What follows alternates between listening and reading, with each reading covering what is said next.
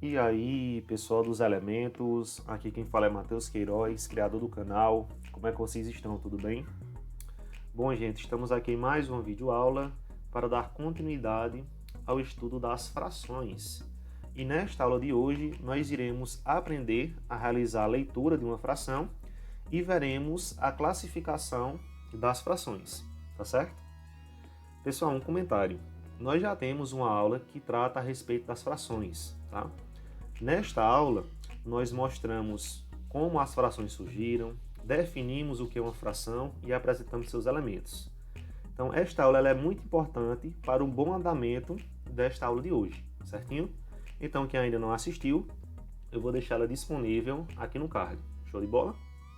Vamos iniciar essa daqui. Bom, como eu havia dito para vocês, nós veremos como que a gente prossegue para realizar a leitura de uma fração, que a leitura de uma fração, pessoal, depende do denominador, tá certo? Vocês vão perceber isso. E em seguida nós veremos a classificação das frações, que é uma coisa bem tranquila, tá? É bem relax. Então vamos iniciar. Bom, pessoal, olha o que diz aqui, ó. A leitura das frações é feita lendo-se primeiro o numerador e depois o denominador. A leitura do denominador é feita como segue. Pessoal, a depender se o denominador for 2, 3, 4, 5, 6, 7, 8 ou 9, a gente irá ler a fração, né, a parte do denominador, seguindo aqui esse índice, beleza? Então, se o denominador for 2, a gente lê meio. Se o denominador for 3, a gente lê terço. Se o denominador for 4, a gente lê quarto. E por aí vai, tá certo? Então, para a gente pegar a ideia de como ler uma fração, eu coloquei muitos exemplos aqui para a gente, tá?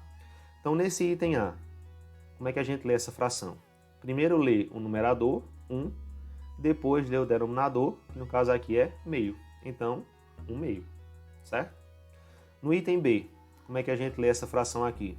Primeiro lê o numerador 2 e depois o denominador, que no caso aqui é 3 terços, né?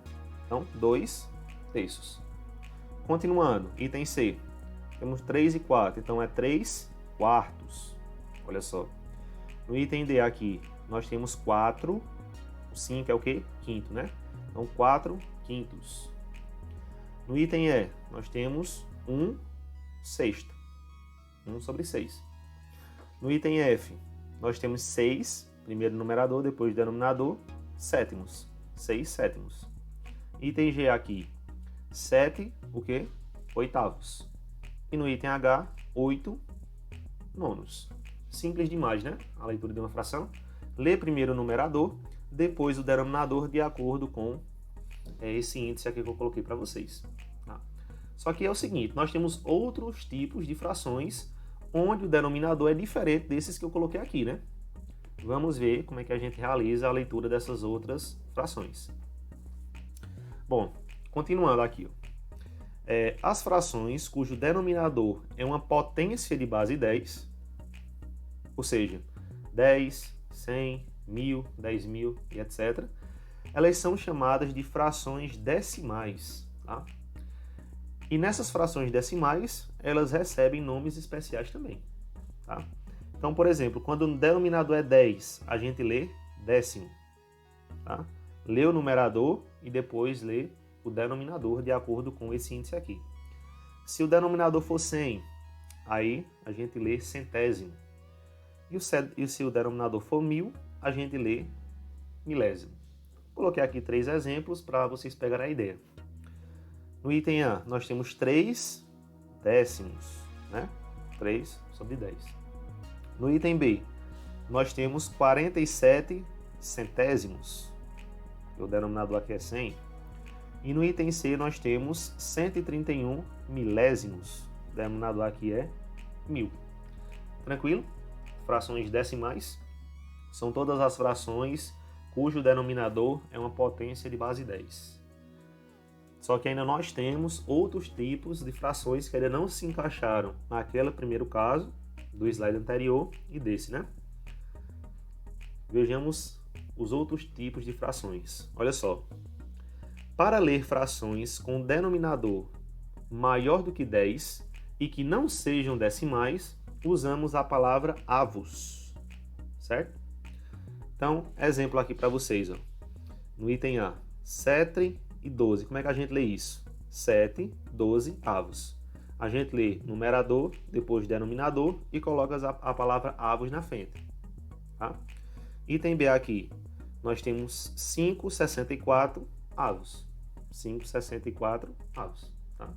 Lê numerador, denominador normalmente e coloca a palavra avos na frente. Só que é o seguinte, atualmente, esse tipo de leitura, utilizando a palavra avos, ela está caindo em desuso. O pessoal não usa tanto essa palavrinha avos. E frações desse tipo aqui, a gente passou a ler dessa forma. 7 sobre 12, que inclusive é bem mais simples e intuitivo, né?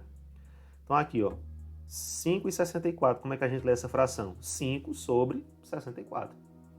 Somente dessa forma. Então, esse tipo de leitura é uma coisa mais formal que está caindo em desuso e o pessoal está adotando essa forma de leitura aqui. Inclusive, todas as outras frações que nós vimos anteriormente, as decimais e com o denominador menor do que 10, também estão sendo lidas dessa forma, beleza? Uma curiosidade para vocês, essa palavra avos significa muito pequeno, tá? Eu estou falando isso para vocês porque uma vez um aluno me perguntou e eu não sabia, mas agora eu sei. Então, avos significa uma coisa muito pequena, certo? Então, essa daqui, pessoal, é a forma da gente ler as frações, tá? Você pode ler todas dessa forma aqui, não tem problema nenhum, né? Ler as frações decimais daquela forma que eu mostrei para vocês. Enfim, fica a critério de vocês como que será lida a fração. Show? Continuando. Sim, vamos agora para a classificação das frações. Beleza? Então, vamos começar aqui com as frações próprias. Olha só o que é que diz aqui.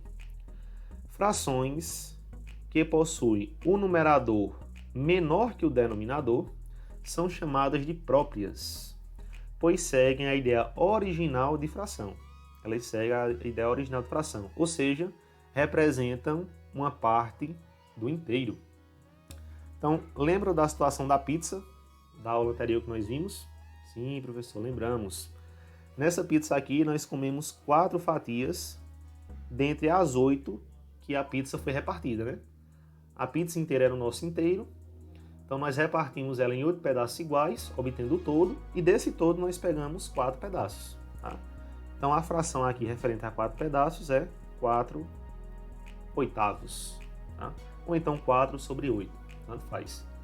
Isso aqui, pessoal, é uma fração própria. Por que, professor, isso aqui é uma fração própria? Porque o numerador ele é menor que o denominador e traz exatamente a ideia original de fração que nós apresentamos na aula anterior, certo? Continuando. Bom, pessoal, nós vimos as frações próprias que seguem a ideia original de fração, só que agora nós iremos ver o número misto. E o número misto vai dar uma outra classificação de fração para a gente. Vocês verão isso. Então, o que é um número misto? É um número que representa a soma de uma parte inteira com uma parte fracionária. Oxente, como assim? Para vocês entenderem melhor, eu coloquei aqui essas 2 barras de chocolates e iremos trabalhar com elas, tá? Então, imagine a seguinte situação. Eu comi essa primeira barra de chocolate por completa, tá? E essa segunda barra de chocolate, eu comi 3 pedaços dentre os 5 pedaços onde ela foi particionada, certo? Então, o que é que acontece? Eu comi uma barra inteira, tá? E essa outra barra, referente a ela, eu comi 3/5 dela, né? Comi 3 partes dentre as 5 disponíveis. E isso daqui, pessoal, é um número misto. Tá, professor? É um número misto porque é a soma de uma parte inteira com uma parte fracionária. Ah, entendi. Mas cadê o símbolo da soma aqui? No número misto, pessoal, a gente não precisa colocar o símbolo da soma, tá? Ele fica subentendido aqui. E não confundam, tá? Isso aqui não é uma multiplicação do 1 pelo 3/5 não, tá? Isso aqui é uma soma. Essa parte inteira com essa parte fracionária. Tá bom, professor, e se eu quisesse realizar a soma desse 1 inteiro com esse 3/5? Como é que a gente prosseguiria? Isso é bem de boa. Vou puxar para cá, ó. Esse 1, o que é que significa? Significa a barrinha inteira, né? Então, eu posso representar ele como se fosse 5 de 5, né? Veja que a barrinha aqui está particionada em 5 partes, e dessas 5 eu peguei exatamente as 5. Então, esse 1 aqui eu posso escrever ele como 5 sobre 5. 5/5. É ou não é verdade? E agora eu somo com o 3/5, que é a parte fracionária da segunda barrinha que eu peguei. Então, realizando a soma aqui, 5 com 3, 8. E as partes aqui de baixo, os denominadores, a gente apenas repete, pessoal. Porque o que a gente vai somar são os numeradores referentes às partes que a gente está tomando. Show? Então, 8/5. Note que esse 8/5 já tem uma ideia diferente da ideia original de fração. Porque aqui o numerador, ele é maior do que o denominador. E nós vamos agora apresentar outra classificação das frações. Tá? Olha o que diz aqui, ó. Frações como 8/5, que a gente acabou de ver, lembra? Em que o numerador é maior ou igual que o denominador, são chamadas de impróprias, uma vez que, diferentemente da ideia original de fração, elas não representam uma parte do inteiro, né? Então, 8/5 não representa uma parte do inteiro, até porque o 8 é maior que o 5, então não poderia ser uma parte do 5, né? E aqui eu coloco uma observação. Um número misto pode ser escrito como uma fração imprópria e vice-versa. Ou seja, uma fração imprópria pode ser escrita como um número misto. Pelo que nós acabamos de ver nesse slide, né? 3/5 é igual a 8/5. 3/5 é um número misto e 8/5 é uma fração imprópria. Show? Vamos continuar, que nós temos mais algumas coisas para falar a respeito da classificação das frações. Pegar a ideia, né, pessoal? Do que é uma fração própria, o que é um número misto, o que é uma fração imprópria. Já já eu faço um resumão de tudo, beleza? Bom, continuando aqui, pessoal, olha o que diz, ó. Frações que possuem um numerador múltiplo do denominador são chamadas de aparentes, pois apresentam uma estrutura de fração, mas na verdade são números inteiros. Então, todos esses exemplos aqui que eu estou colocando para vocês são exemplos de frações aparentes. Aparentemente, tem a estrutura de uma fração, mas na verdade são números inteiros. Olha só, 5 sobre 5, isso é igual a 1. 1 é um número inteiro. É ou não é verdade? É sim. 12 sobre 13. 12 sobre 3 é o quê? 12 dividido por 3 é 4. Tá aí, é um número inteiro. 16 dividido por 4 é 4. 4 é um número inteiro. E aqui eu ainda coloco uma observação, ó, que toda fração aparente ela é imprópria. Lembra o que é uma fração imprópria? É uma fração onde o numerador ele é maior ou igual que o denominador, não é isso? Então, ó, numerador é igual ao denominador, numerador é maior que o denominador e numerador é maior que o denominador. Então, toda fração aparente ela é imprópria. Pessoal, vamos fazer aqui um resumão rápido do que a gente acabou de ver a respeito das classificações das frações. O que é uma fração própria? É uma fração onde o numerador é menor que o denominador, e isso segue a ideia original de fração, tá? O que é uma fração imprópria? Uma fração imprópria é quando o numerador é igual ou maior que o denominador. E aí a fração imprópria já não segue a ideia original de fração. O que é um número misto? O número misto nada mais é do que a soma de uma parte inteira com uma parte fracionária, não é isso? E todo número misto pode ser transformado em uma fração imprópria e vice-versa.